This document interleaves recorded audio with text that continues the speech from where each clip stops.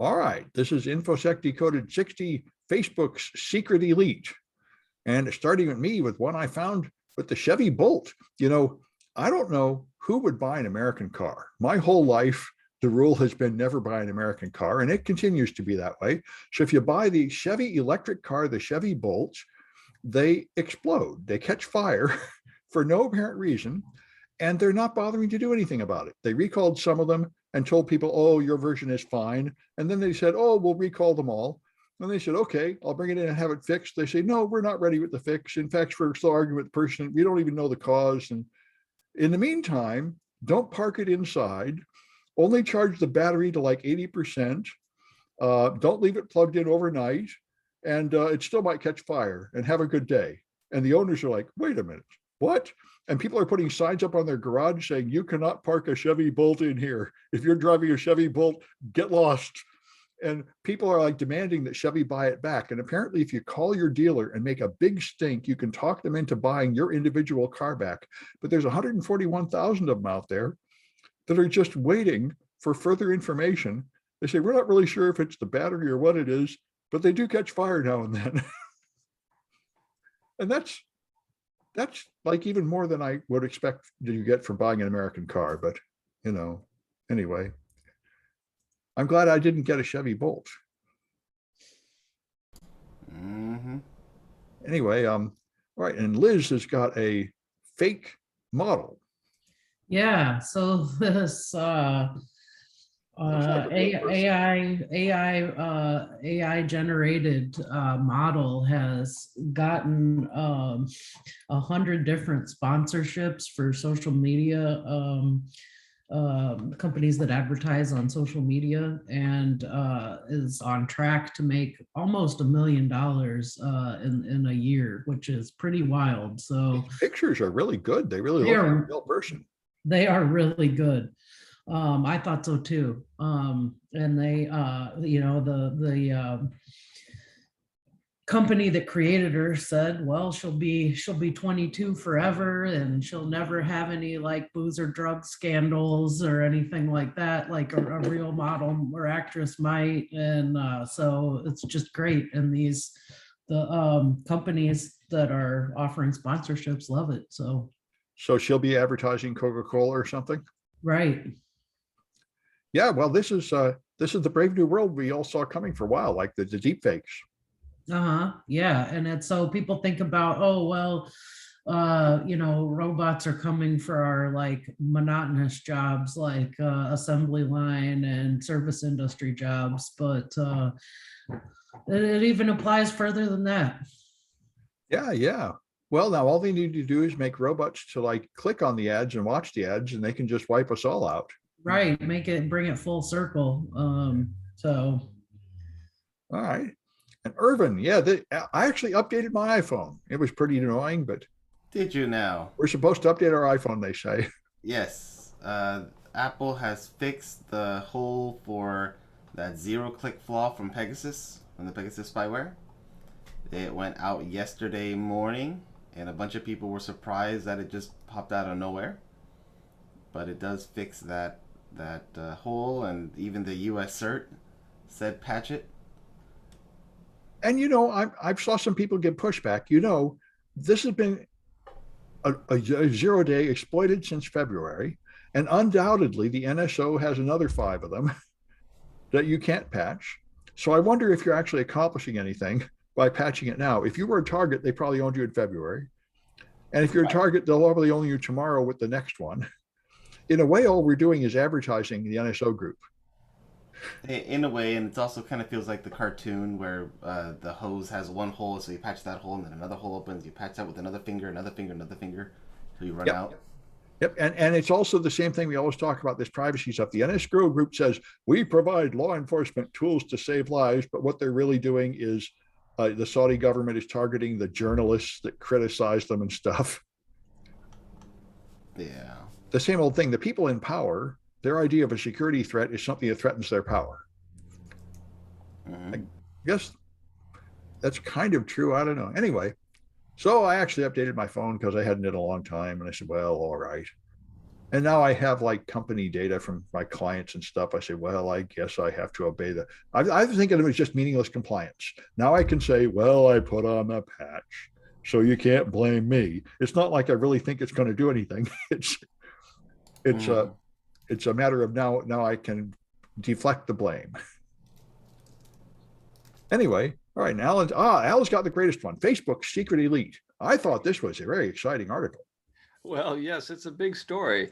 It turns out that Facebook has a different set of standards for different users, Just like everybody. just like everybody else, I guess. And of course, with Facebook, like most social media platforms, if you violate their terms of use, then you will get kicked off the platform and you will lose your account. Your account will be wiped out. But for approximately 5.8 million users on Facebook, that is not true because they are considered VIPs and they are placed on what's called the X-check list. And people, notables on this X-check list include Donald Trump, Senator Elizabeth Warren, and of course, Mark Zuckerberg himself. And what it comes down to is these people can get away with a lot more. They can do things that are very clearly in violation of the terms, and yet their account will still remain up.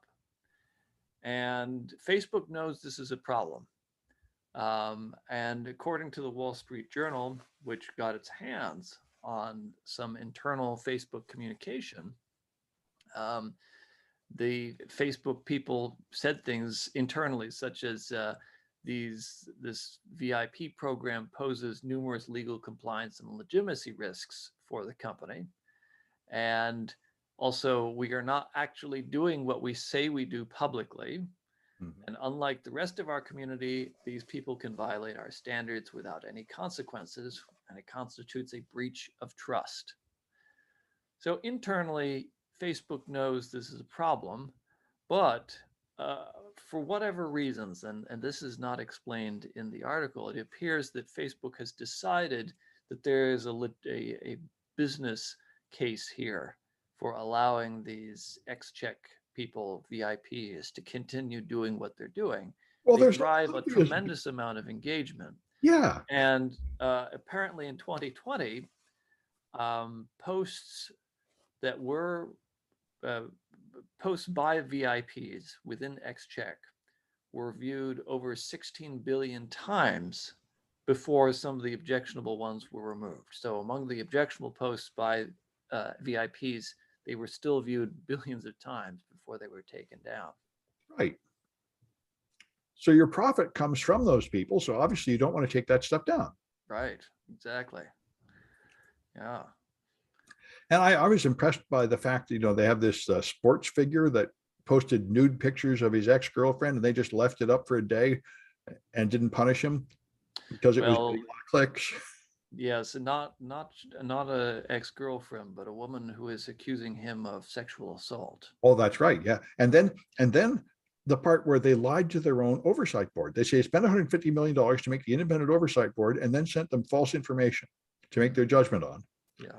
So it just seems like Facebook is just thoroughly corrupt through and through, and everything they do is just performative to make it look like they're doing something when in fact they're just exploiting the situation to rake in all the money possible. Yes. And I'm still waiting for the other shoe to drop when they finally fess up to the fact that most of the engagement's driven by bots. Well, I thought everybody knew that, but I don't think they want that because those bots aren't really making them money. Although I know Google for a long time would charge you money for the bots clicking your links, to where a lot of people started getting mad. And I think they actually put in some protection against that. Facebook may still be doing that. That would be weird. Sure they are. And by the way, this is based on no evidence whatsoever other than personal conviction, but it is kind of an open secret. Yeah. Well, that's another fair statement. Yeah, and the other thing, of course, is that Facebook is very strong political views, and they make their money by allying with important political figures. Yes.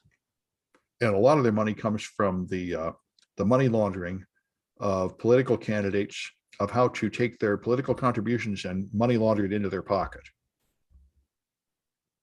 Anyway,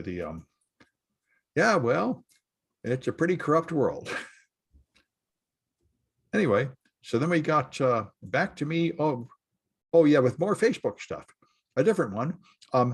Facebook is running a lot of anti-abortion ads, and I knew that if there are these abortion clinics run by Catholics who will like pretend to be abortion clinics, but when you go there, they will just try to talk you out of getting an abortion, or in fact lie to you and tell you that there's some medical reason you can't get it until later, to delay you until it's not legal, or tell you that you can't get it for this reason or that reason to trick you into not getting your abortion. But there's also, I didn't know this, the same kind of people, I guess, that tell gay people they can go to gay conversion therapy and stop being gay. They tell women who have taken the abortion pill, RU486 or whatever the modern version is, that you can change your mind and take another pill to cancel out the consequence of the abortion pill and have the baby after all, which it turns out is entirely false and incredibly dangerous. And it kills people. It creates a lot of bleeding and everything. Take something like a massive dose of progesterone to make up for the abortion pill you took. And they got some doctor who knows nothing about it to push this. And they're running ads to try to convince women that a lot of women change their mind after taking the abortion pill. And Facebook's, of course, making money selling these ads. Is this The Onion? What is this? No, this is real. It doesn't even, that doesn't even make sense. Progestin's a birth control pill. I know, but of course, the way these pills work is by they affect your hormones and they try to cancel it out with another hormone. And apparently the result is you screw everything up and now you bleed and God knows what happens to you. I mean, has this ever worked? I doubt it. I think there's some guy who's like an eye doctor claiming it works, just sort of like all the Trump COVID remedies, like Right, the ivermectin. that horse, yeah, ivermectin. They got some debunked doctor to claim it saved people. And of course, how many women actually changed their mind after taking the abortion pill anyway? I do not think this is a popular thing like they're trying to make it seem. Well, that depends on if they get bullied, guilted, and misled into doing it or not. Yes, there's that. Anyway, so they're exposing some of these crazy ads. And I think we're going to see a whole lot more of this now that the South is turning into Gilead and they're all going to outlaw abortion. We're going to go back to the time before you people were born that I lived through in the 60s when abortion was illegal all over the place. And there were all these crazy back alley abortion techniques and scandalous secrets. Looks like we're headed back there. Anyway, but these home pills seem like the obvious solution. The home pill has a 99.5% chance of working with no serious side effects. So obviously you just go on the dark web, you buy an illegal abortion pill and you use that in Texas. That should seem to be the clear thing to do. Anyway, all right. And so Liz has got Privateer, which I wish I knew more about. Yeah, so as is now the trendy thing amongst tech magnates, my favorite tech magnate, Steve Wozniak, is starting his own private space company. But as usual, the Woz is doing something way cooler than the rest of them. He's not putting on a cowboy hat and boarding a phallic shaped rocket to the stars. Instead, he is looking into doing things like cleaning up space junk. And that's one of their first stated goals, is to come up with ways to collect some of the space junk that's floating around, and that could make it difficult to maintain safe orbit at certain altitudes. Yeah, I hope that's true. I mean, what I heard, they were sort of guessing that might be what it was about. He's been pretty unclear. There was another article that I read where they explicitly said that they were going to focus on cleaning up space debris. So well, that's great. I mean, I've had the same feeling ever since, like the last 6 months, I've been seeing all these articles about space debris and saying, man, we got to do something about it, but it's a serious technological challenge. Yeah, absolutely. It's like cleaning all the plastic out of the ocean. Once you've made a mess, it's really hard to like find every little piece and pick it up. Sure. And I think one of the first things they're going to do is start off by monitoring it and putting together stats on it, because you know, we do have some data on that, but it's sort of limited. So um, by figuring out what we're dealing with, that's the good first step to cleaning it up. I can imagine the first couple of missions that go up there and try to sweep it up and accidentally break it up and make it smaller and make a problem worse. I can easily see that happening. I think that's one of the biggest issues is that a lot of the space junk isn't what we would think of as being big chunks of rusty metal, but it's small particles that are causing the problem. So, yep. And there's a name for that, somebody's effect, where if they start colliding, then more Kessler effect, I think. Something like that. And we're very close to that. So, I mean, one catastrophic event would be the end of our space travel. Right. Yeah. So Kessler syndrome, I think. But it's going to be interesting, and I think it's a really noble goal. And you know, again, that's just one of the many reasons that the Woz is my favorite tech magnate. So yeah, good to see him doing something cool. I've thought about it a lot. You wonder if there's some way to stick up a giant wad of chewing gum or something sticky up there to like capture all the junk and bring it down. Yeah. Or, you know, why not just hurl it to the sun? If you could get it there, that would be fine. You need to somehow vaporize it or something. There's got to be, but it's since it's all like made of metal and moving at like 1,000 miles a second, it's kind of hard to think of what you would catch it with. Yeah. I can't wait to see what they come up with, because I'm sure it's going to be cool technology. Yeah. All right. And Irvin has got Vermilion Strike. So this is a fun little read. Mm-hmm. There is a Cobalt Strike apparently is only for Windows. There is no official version for Linux. So somebody got the bright idea of taking one of the features, the thing called Beacon, apply it for Linux, deploy it on certain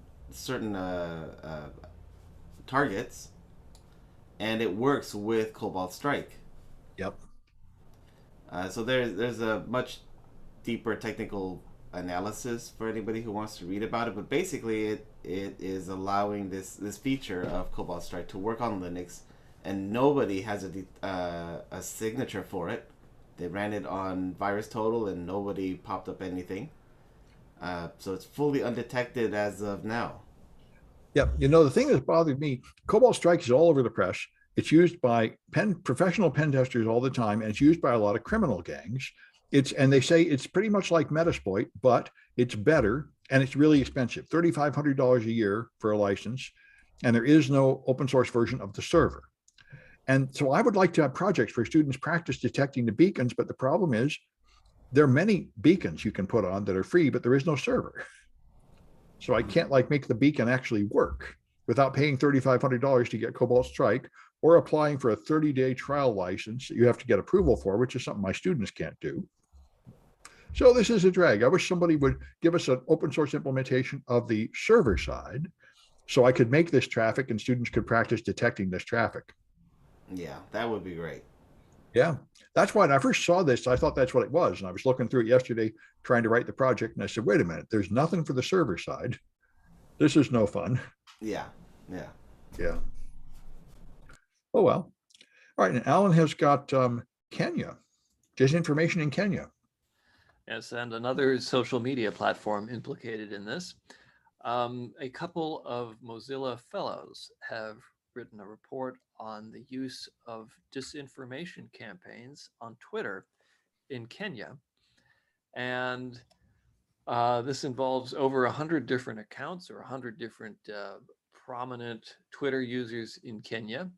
And it found that in this report, they found that these campaigns pay out pretty well. So these various can't call them compromised accounts, but these participating Twitter users get paid between $10 to $15 per day, 3 campaigns per day. And that Twitter's own algorithms, recommendation algorithms, amplify these campaigns. So even though it's a relatively small number of people doing this, the messages get amplified very effectively. And oftentimes these campaigns are designed to target particular political figures. And so certain political movements and the Kenyan judiciary in particular. So whoever's behind these campaigns has a particular target in mind and then mobilizes this pool of 100 plus different prominent Twitter users in Kenya to get the message out. And this includes verified accounts too. So those accounts with the blue check. This is the coveted blue check that people on Twitter seem to want. Mhm. A lot of participants have this blue check. So this is not just bots doing this. This is people who have large followings and are prominent on Twitter, who've basically sold out their platform or their account so that they can make some money participating in these campaigns, and all to a political end.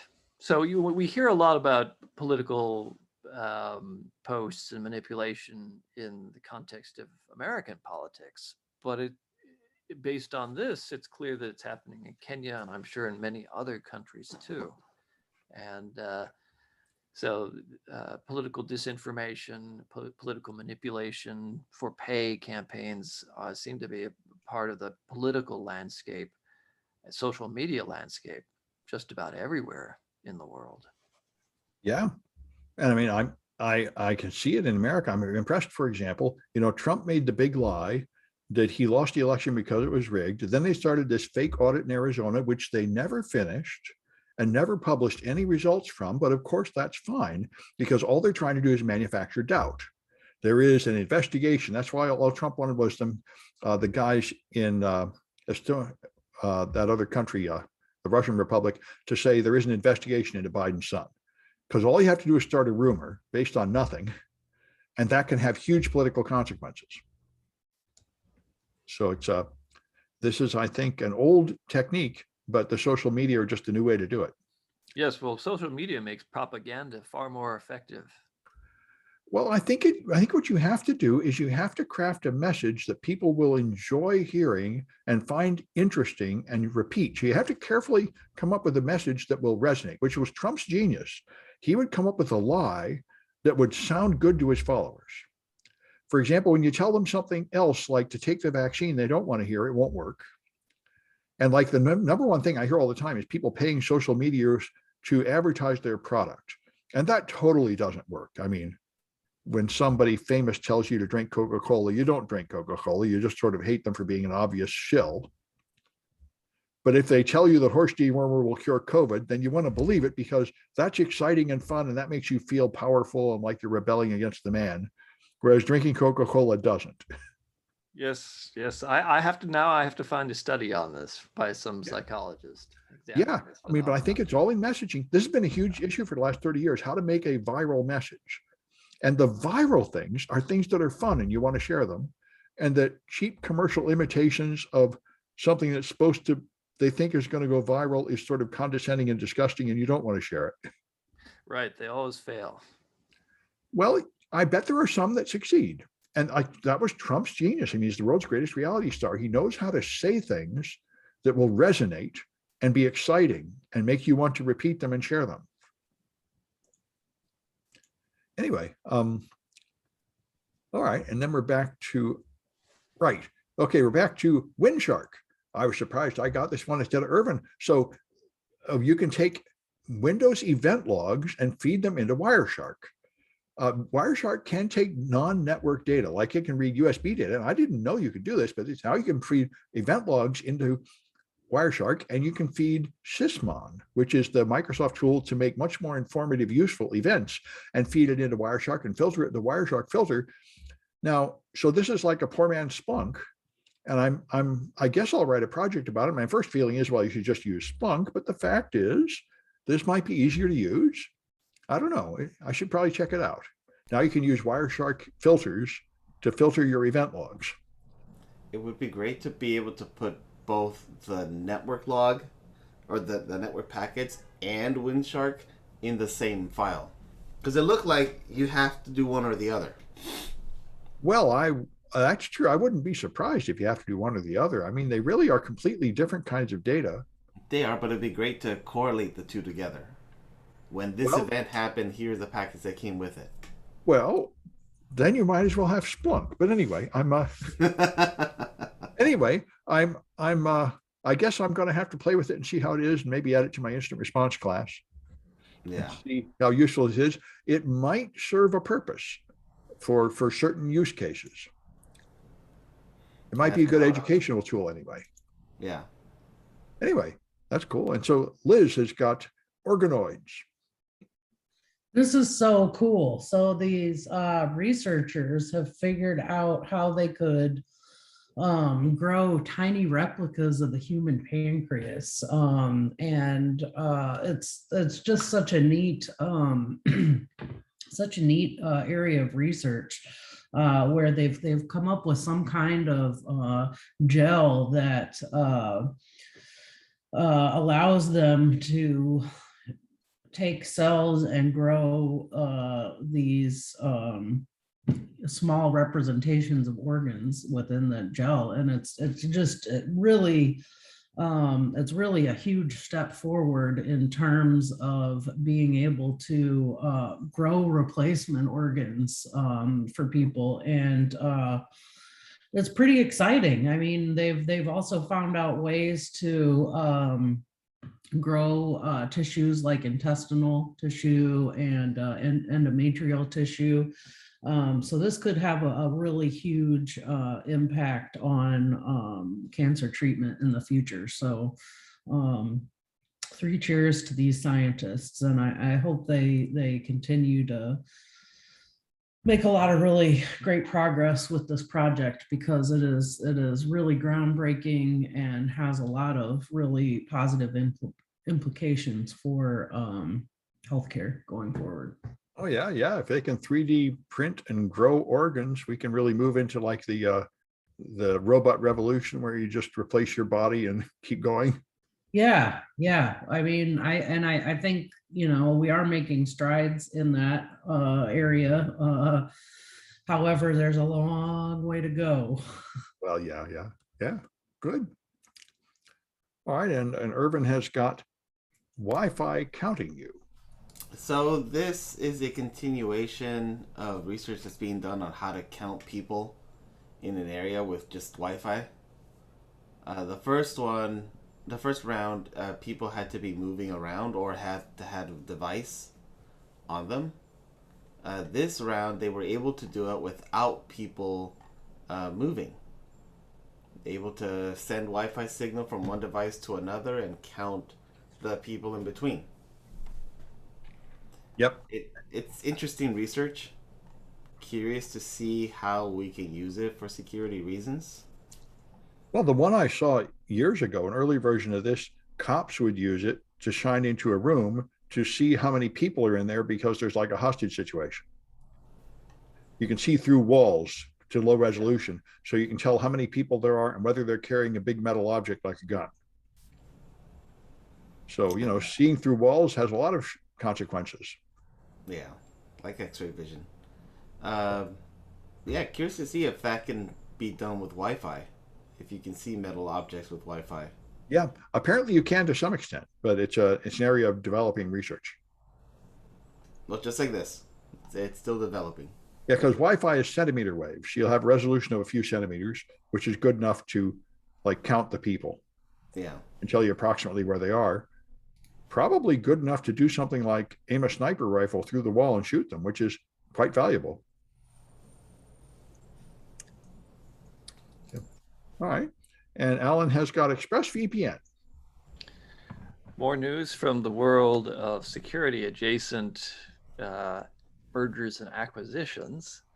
Cape Technologies, an Israeli company, has purchased ExpressVPN for $936 million, which seems like an exorbitant sum for just another one of many VPN companies. Oh, I think it's the leader. Anyway, go ahead.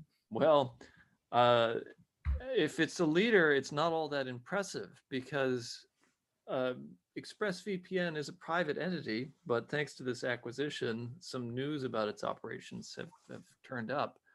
And ExpressVPN has about 3 million customers, only 3 million customers, Mhm. and about 40% of those are in North America. And it had in 2020 revenue of about $279 million. Mhm. So that's not exactly chump change, but on the other hand, that's not all that impressive. But anyway, I had never heard of Cape Technologies, but it turns out that they're becoming something of a player in the VPN space, because not only have they acquired ExpressVPN, they also previously acquired private internet access and CyberGhost VPN. So they now own 3 sizable VPN properties, in addition to Intego antivirus and also ZenMate VPN. So I guess we're now entering the phase of VPN consolidation. There was that period several years ago where it seemed like there were new VPNs proliferating every month, but now it appears that the industry's gone into this consolidation phase, and you know, the privacy and the anonymization capabilities of these VPNs has always been suspect, especially in the face of subpoenas and such from governments. So, you know, you have to wonder how many of these are just honeypots with a fee attached to them. Well, I also highly wonder how much does an average user really need a VPN? I mean, especially at home, I'm not sure there's any actual security benefit. Now, in a coffee house, there's some. The only reason I ever really used a VPN was to evade the filters. I mean, Yeah, I think there are 2 uses for home from home. One is evading filters, yes. The other big one is torrenting. oh, but if it's a commercial VPN, you're not actually hiding your identity or anything. No, you're not. So I'm But not you sure are it's making it forwarding hard anything. enough. Well, And that's so, surprising because I mean, if you don't turn on a VPN, all they have to do is send a subpoena to Comcast. If you use a VPN, they need to send a subpoena to your VPN provider. So what's the difference? Well, I mean, the difference is that it make it harder for when you're sending the traffic through an encrypted tunnel, it makes it harder for the ISP to see what you're doing. No, I don't Yeah, think but so then because the way, at the no, end of the tunnel is when everything comes out. yeah, but I mean, the way they do it is when you download a movie, 5% of the trackers are the RIAA serving up the movie, Sure. who's copying it from us. So now they totally know that you are torrenting and they know it goes to the VPN company, just like the other way. They know it goes to Comcast. So then they send a subpoena to Comcast, really send a letter to Comcast saying, you better punish these customers or we're going to sue you. Yeah, but that's only if you're dumb enough to click on that's only if you're dumb enough to click on a bad torrent file. Well, how do people know the difference? Most of them don't. They're just clicking around and trying to That's download a movie. true. That's true. Well, you have to put in updates to your torrent software to avoid these trackers. But you get caught when you don't do that. And they also will send like letters to Comcast saying how many people are torrenting, you better do something about it. And then they'll try to block it and stuff. Mm-hmm. well, the thing about the VPNs is that many of them have claimed that they don't do any logging. Well, yeah. Claimed. Yeah. And so at least it makes it somewhat more difficult for them to ascertain who is actually doing the torrenting. So in that case, it's like cryptocurrency. The purpose of it is to commit crime. Yes. Well, okay, that's kind of what I thought. And that's kind of the last article in this, last sentence in this article, they say this company that bought them used to just make scareware. You're right. Yes. So it is pretty much shady, semi-criminal activities. And running these VPN companies is largely, you know, I think a matter of scaring people with fake security claims. Like I'm pretty angry. I listen to podcasts and they all say, are you tired of Google tracking you or ads? Pay for our VPN service. And I'm like, that's not going to do a damn thing to stop Google from tracking you. That's Right. garbage. Right. Right. Well, and there's good reason to be skeptical of these VPNs. Yeah. I did some research into private internet access. Well, it's been a few years now. And I have to say, their structure is extremely convoluted Mhm. and more than a little shady, shall we say. Yeah, yeah. I mean, now I've got hacked at DEF CON, and if I'd been using a VPN, I wouldn't have been. If you're carrying your laptop into untrusted Wi-Fi networks, then it kind of makes sense to use a VPN.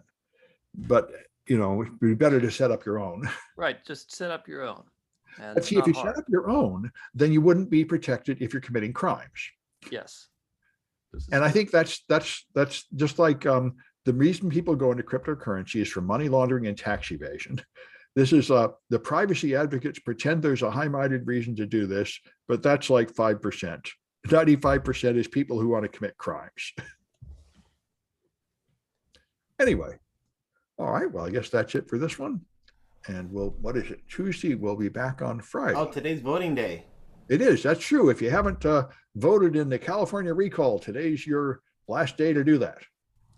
So you can state your opinion about Larry Elder, or maybe you can commit fraud, and then Larry Elder will have something to complain about.